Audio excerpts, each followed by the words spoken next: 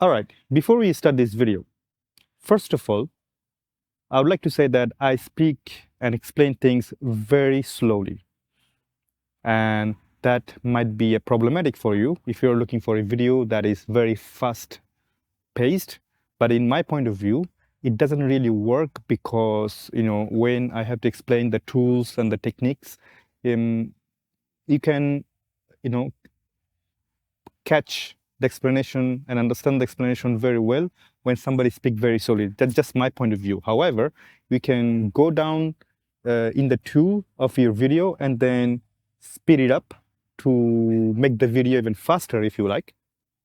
Second, it's always useful to come back to the video whenever necessary because you might forget what I just explained. And in order to revisit the video, make sure that you save the video for future reference.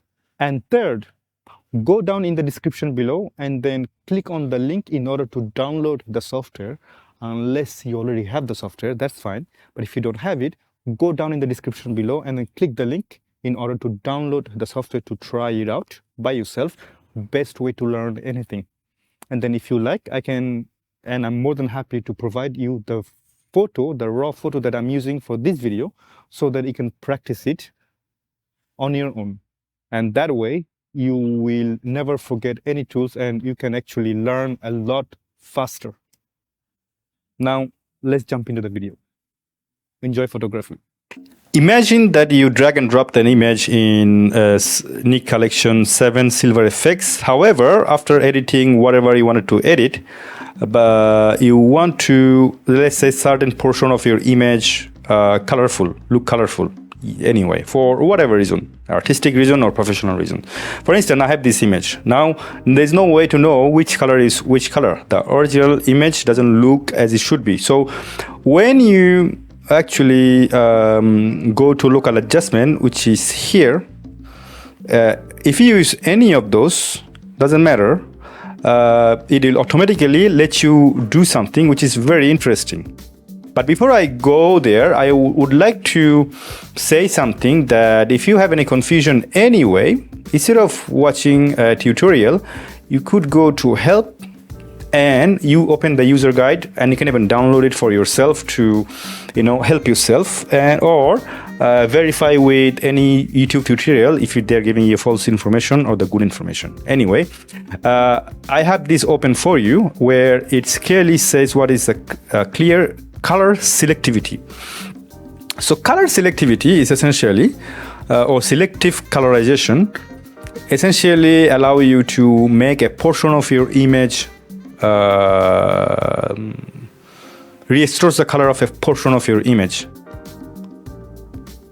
For instance, as I said, I want, let's say, this image, especially the color chart, that part of the color chart wants to make it colorful. How do I do that?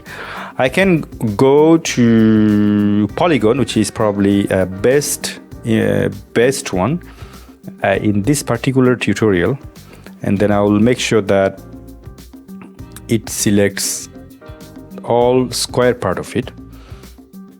And then you have this, obviously, the selection available. Now in this selection or on the left hand side, you can use this selective colorization. Now if I go all the way to 100, it somehow made it colorful, but that's not enough, is it?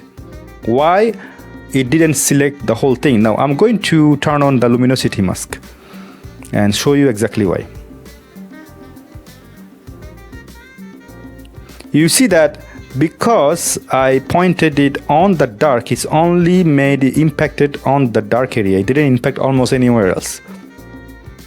In order to make sure that it impact everything, you can select the chrominance all the way to 0. Now everything is impact, but that's not enough. You also have to make the luminance slider all the way to 0. For now it's not 100%, but this time every single color or exposure are under this polygon tool. and you can even make the feathering bit less diffused. Now guess what? I'm going to turn off the mask, and now voila. Now I'm going to show you another example. Let's say luminance slider. If I go all the way to 100, again, it's not working. If I go to all the way to 0, everything is impacted. Same for chrominance and luminance. So you have to use the slider to make sure that whether you want to have every single color back or just the part of it. That's more important. And after that, when you do the selective colorization, guess what? The whole image remains as it is, black and white, but the portion of the image recovers its color back. That's pretty awesome. So, handy tool. I highly recommend you to use that. Take care of yourself, and bye-bye.